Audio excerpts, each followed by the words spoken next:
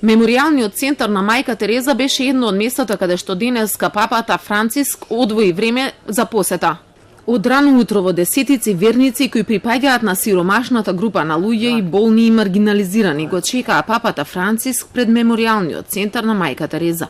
Меѓу нив и Сања, која дојде со своите две блиски кои помагаа при движењето.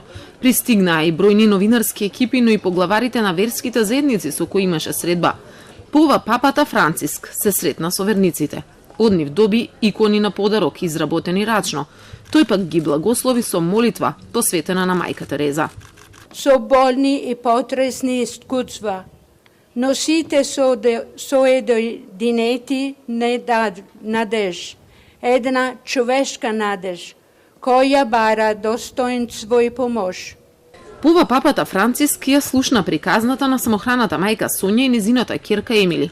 Му раскажа дека кога било оставена на улица, токму сестрите од католичката црква и помогнале.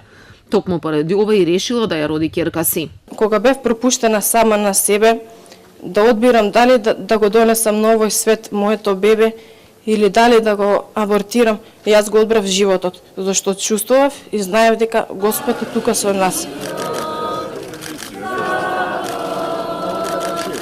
Верниците го дочекаа папата со песна. Тој пак се упати кон нив.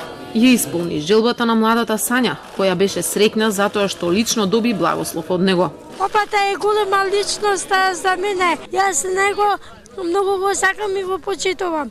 Јас го почитувам и го сакам целиот свет. И ги почитувам сите религии. Сите религии подеднакво ги почитувам. И никога не мразам на верска и на национална основа. По ова папата Франциск со својот папа мобил се упати на миса на плоштадот.